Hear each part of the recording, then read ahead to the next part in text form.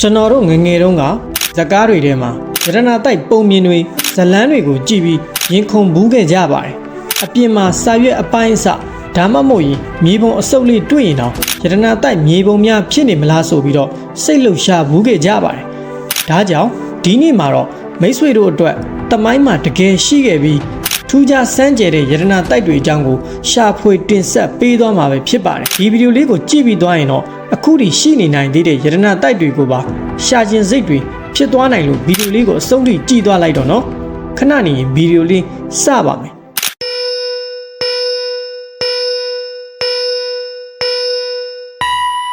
Welcome to my channel. ကမ္ဘာပေါ်မှာလှုပ်ဝက်စမ်းကြယ်ဆုံးရေဒနာတိုက်တွေတဲကတစ်ခုကတော့ကနေဒါနိုင်ငံ Nova Scotia က Oak Island မှာရှိတဲ့ Many Fields လို့ခေါ်တဲ့တွင်းနယ်ကြီးပဲဖြစ်ပါတယ်1995ခုနှစ်မှာ Daniel MC Guinness လို့ခေါ်တဲ့ဆယ်ကျော်သက်လူငယ်လေးတစ်ဦးဟာ Nova Scotia ကမ်းလွန်ပင်လယ်ပြင်က Oak Island မှာထူးဆန်းတဲ့အရာတစ်ခုကိုတွားတွေ့ခဲ့ပါတယ်အဲ့ဒါကတော့တစ်ပင်တစ်ပင်ကဖျက်တောက်ခံထားရတဲ့တစ်ကိုင်းတစ်ခုပါတစ်ကိုင်းအောက်မှာတော့မြေကြီးတွေကတူးထားတဲ့တွင်းဟောင်းတစ်ခုကိုတွေ့ခဲ့ပါတယ်ဂိန်းနစ်နဲ့သူ့တငယ်ချင်းနှစ်ဦးဟာဒီတွင်းကရတနာတိုက်ရှိနိုင်တယ်ဆိုပြီးဒီတွင်းကိုတူးဖော်ဖို့ဆုံးဖြတ်ခဲ့ကြပါတယ်သူတို့တူးနေရင်းနဲ့ပေ30 9မီတာလောက်ရောက်မှာတော့ထူးဆန်းတဲ့ကြောက်တုံးတုံးကိုတွေ့ခဲ့ကြပါတယ်ကြောက်တုံးပေါ်မှာသင်္ကေတတွေရေးထွင်းထားပြီးတော့နောက်ပိုင်းဘာသာပြန်ကြည့်တဲ့အခါမှာတော့ပေ40အောက်မှာပေါင်2တန်းတန်ရတနာတွေမြုပ်ထားတယ်လို့ဆိုတာတွေ့ရပါတယ်အဲ့ဒီနေ့ကနေစပြီးတော့Oak Island ရဲ့လှုပ်ဝက်စမ်းကြယ်မှုတွေကစတင်ဈေးခဲ့တာပါဒီသတင်းကိုကြားပြီးတဲ့နောက်ပိုင်းမှာ Oak Island ကိုစိတ်ဝင်စားတဲ့ရတနာရှာဖွေသူတွေဟာအဖွဲ့အစည်းပေါင်းများစွာဖွဲ့စည်းပြီးတော့တွင်းထဲကရတနာတွေကိုတူးဖော်ဖို့ကြိုးစားခဲ့ကြပါတယ်ဒါပေမဲ့တူးဖော်မှုတွေလှုပ်တိုင်းရေတွေဝင်လာခဲ့လို့ရှာဖွေရေးလုပ်ငန်းတွေကိုနှောင့်နှေးစေခဲ့ပါတယ်တမိုင်းပညာရှင်တွေရဲ့အဆိုအရဒီလိုရေဝင်ရောက်မှုတွေဟာတဘာဝအတိုင်းမဟုတ်ဘဲလူသားတွေဖန်တီးထားတဲ့ရှုပ်ထွေးလာတဲ့ရေနှုံမြောင်စနစ်ကြောင့်ဖြစ်တယ်လို့ယူဆကြပါတယ်ဒီစနစ်ဟာပင်လယ်ရေကိုတွင်းထဲကိုဓာတ်ရိုက်ဝင်စေပြီးတော့ရတနာတွေကိုလာရောက်ရှာဖွေသူတွေအတွက်ထောင်ချောက်တစ်ခုဖြစ်ခဲ့ပါတယ်ဒီရေဝင်တဲ့ပြဿနာတွေကြောင့်ရှာဖွေရေးသမားတွေဟာနှစ်ပေါင်းများစွာကြာအောင်နှောင့်နှေးခဲ့ရုံသာမကရှာဖွေရေးသမားတွေရဲ့အသက်တွေကိုပါစတီးခဲ့ရပါတယ်ဒီနေ့ထိလူ6ယောက်ကျော်ဟာဒီ Oak Island ရတနာတိုက်ရှာဖွေရေးမှာအသက်ဆုံးရှုံးခဲ့ပြီဖြစ်ပါတယ်နှစ်ပေါင်းများစွာရှာဖွေတွေ့ရှိမှုတွေထဲမှာရတနာတွေတွေ့ပါတယ်လို့ပြောနိုင်တဲ့ခိုင်ခိုင်မာမာပစ္စည်းအများကြီးမတွေ့ခဲ့ရပါဘူး18ရာစုကဒေငါးပြားအရှို့နဲ့ရွှေနဲ့လှုပ်ထားတဲ့ကြိုးအပိုင်းစားတစ်ခုတန်ကြီးတက်နေတဲ့ကက်ကြီးတွေတန်ချွန်တွေတစ်သားပြားတွေကြောက်တုံးပေါ်ကရေးထွေးထားတဲ့စာတွေကိုတွေ့ခဲ့ရပါတယ်ဒီရတနာတိုက်ကိုဘသူတွေမြုပ်နှံခဲ့လဲဆိုတာကိုတော့တိတ်ပံပညာရှင်တွေနဲ့သူတေသီတွေကြားမှာ theory တွေအများကြီးရှိနေပါတယ်ဒီတွင်းထဲမှာတကယ်ပဲရတနာတွေရှိနေမလားထောင်ချောက်တစ်ခုပဲဖြစ်နေမလားဆိုတာကိုတော့ဒီနေ့ထိမသိရသေးပါဘူးခင်ဗျာမိတ်ဆွေတို့ရောဒီအကြောင်းနဲ့ပတ်သက်ပြီးသိထားတာရှိရင်ကွန်မန့်မှာဆွေးနွေးပေးသွားခဲ့ကြပါအောင်ခင်ဗျာ1915ခုနှစ်မှာစပိန်နိုင်ငံကနေစစ်တင်မော်အုပ်စုတစ်ခုဟာအဖိုးတန်ရတနာတွေအပြည့်နဲ့ပြန်လာနေခဲ့ပါတယ်အဲ့ဒီထဲမှာမှဆန်မီဂယ်ဆိုတဲ့တင်မော်တစ်စင်းလဲပါဝင်ပါတယ်ကံမကောင်းစွာနဲ့ပဲဖလော်ရီဒါကမ်းလွန်မှာမုန်တိုင်းကြီးမိပြီးတင်မော်တွေနစ်မြုပ်သွားခဲ့ပါတယ်အဲ့ဒီတင်မော်တွေထဲမှာရွှေဒီငါးပြားတွေငွေတွေကြောက်မြင့်ရတနာတွေအများကြီးပါဝင်ပါတယ်နှစ်ပေါင်းများစွာကြာအောင်ရှာဖွေမှုတွေပြုလုပ်ခဲ့ကြပေမဲ့ဆန်မီဂယ်ရဲ့တင်မော်ပြက်ကိုအပြည့်အဝရှာဖွေနိုင်ခြင်းမရှိသေးပါဘူးခင်ဗျာအဲ့ဒီတင်မော်ဟာဖလော်ရီဒါကမ်းရိုးတန်းတစ်လျှောက်ပင်လယ်ရေအောက်တနေရာမှာရှိနေသေးတယ်လို့ယုံကြည်နေကြပါတယ်ဆန်မီဂယ်တင်မော်ပြက်ကိုသာရှာဖွေတွေ့ရှိခဲ့မယ်ဆိုရင်တော့အလွန်ကြီးမားတဲ့တမိုင်းဝင်ရှာဖွေမှုတစ်ခုဖြစ်လာခဲ့မှာပါဒီတစ်ခါမှာတော့ခေတ်သစ်သမိုင်းမှာအကြီးမားဆုံးနဲ့စိတ်လှုပ်ရှားစရာအကောင်းဆုံးရတနာတိုက်ရှာဖွေမှုတွေကတစ်ခုဖြစ်တဲ့ Forest Fan ရဲ့ရတနာတိုက်အကြောင်းပဲဖြစ်ပါတယ်ဒီရတနာတိုက်ဟာနှစ်ပေါင်း10နှစ်နီးပါးကဘာတဝန်းကထောင်နဲ့ရှိတဲ့စွန့်စားရှာဖွေသူတွေရဲ့စိတ်ဝင်စားမှုကိုဖန်ဆာခဲ့ပါတယ် Forest Fan ဟာ American ပြည်ထောင်စု New Mexico ပြည်နယ်ကနာမည်ကျော်အမှုပညာပစ္စည်းကုန်တဲ့တူရှေးဟောင်းပစ္စည်းစုဆောင်းသူတူဖြစ်ပါတယ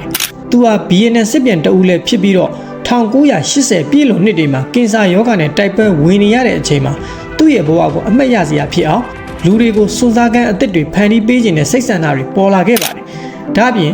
သူ့ရဲ့ငယ်ဘဝကိုလည်းပြန်အမှတ်ရစေဖို့လူတွေကိုအပြင်ထွက်ပြီးတဘာဝတရားနဲ့ထိတွေ့စေခြင်းနဲ့ရည်ရွယ်ချက်လေးပါဝင်ပါတယ်။ဒါကြောင့်ဖန်ဟာသူ့ရဲ့ဘဝတစ်လျှောက်လုံးစုဆောင်းထားတဲ့အဖိုးတန်ရတနာတွေဖြစ်တဲ့ရွှေဒင်းငါးပြားတွေ ကြောင်းမြင့်ရတနာတွေရှေးဟောင်းပစ္စည်းစတာတွေပါဝင်တဲ့ကျင်းနီတစ်တာအသေးစားလေးတစ်လုံးကို American ပြည်ထောင်စုအနောက်တောင်တန်းတွေကလှုပ်ဝက်နေရာတစ်ခုမှာဝှက်ထားခဲ့ပါတယ်2010ပြည့်နှစ်မှာတော့သူရေးသားခဲ့တဲ့ကိုရဲ့အထုပ်ပတ္တိစာအုပ် The Three of the Shade စာအုပ်ထဲမှာစာကြောင်းကြီး24ကြောင်းပါဝင်တဲ့ကြပြတစ်ပုဒ်ကိုထည့်သွင်းပြီးဒီရတနာတိုက်ရှိတဲ့နေရာကိုညွှန်ပြခဲ့ပါတယ်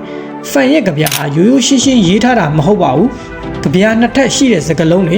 ဝက်စာလိုဗဟိရိဆန်တဲ့စကားလုံးတွေနဲ့ရေးဖွဲ့ထားပါတယ်ကြပြထဲမှာရတနာတိုက်ရှိတဲ့နေရာကိုညွှန်ပြမယ်အချက်လက်9ခုပါဝင်တယ်လို့ဖန်ကပြောခဲ့ပါတယ်ဒီကြပြကိုဖြည့်ရှင်းနိုင်ရင်ရတနာတိုက်ကိုရှာတွေ့နိုင်မယ်ဆိုတာပါပဲ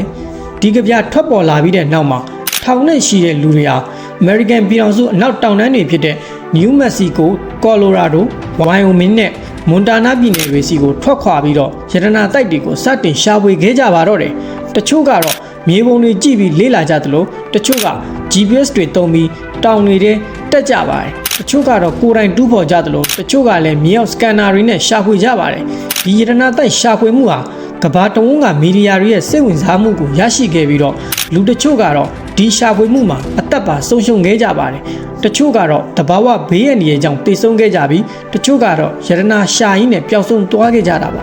ဒါကြောင့်ဖန်ကိုယ်တိုင်ကလည်းတတိထားဖို့နဲ့ဘေးရန်တွေမဖြစ်အောင် website ကိုတတိပေးခဲ့ရပါတယ်နှစ်ပေါင်း10နှစ်နီးပါးကြာအောင်ဘယ်သူမှရှာမတွေ့နိုင်ခဲ့တဲ့ဒီရတနာတိုက်ကိုတော့2020ပြည့်နှစ်ဇွန်လ6ရက်နေ့မှာတော့အဖြေပေါ်လာခဲ့ပါတယ်အမည်မဖော်လိုတဲ့လူတအူးဟာNew Mexico ပြည်နယ် Yellowstone National Park တွင်းမှာဖန်ရဲ့ကြပြာကိုဖြည့်ရှင်းပြီးတော့ရတနာတိုက်ကိုရှာဖွေတွေ့ရှိခဲ့ပါတယ်။ဒီလူကိုတော့နောက်ပိုင်းမှာ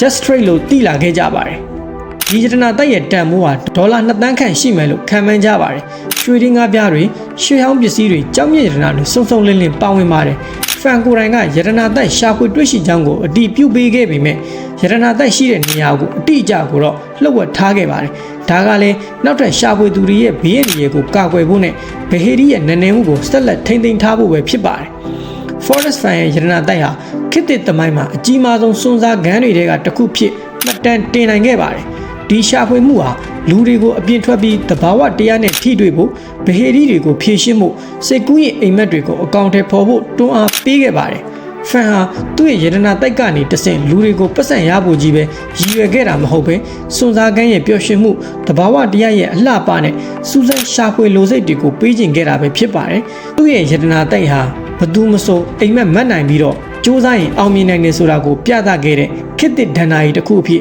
အစဉ်အမြဲတည်ရှိနေမှာပဲဖြစ်ပါတယ်။ဒီလိုစွန့်စားခန်းမျိုးကိုမိတ်ဆွေတို့ရောပါဝင်ကြပါသလား။ဘလို့ရတနာတိုက်မျိုးကိုရှာဖွေခြင်းပါတယ်လဲဆိုတာကိုကိုမန့်မှာဆွေးနွေးပေးခဲ့ကြပါဦးခင်ဗျာ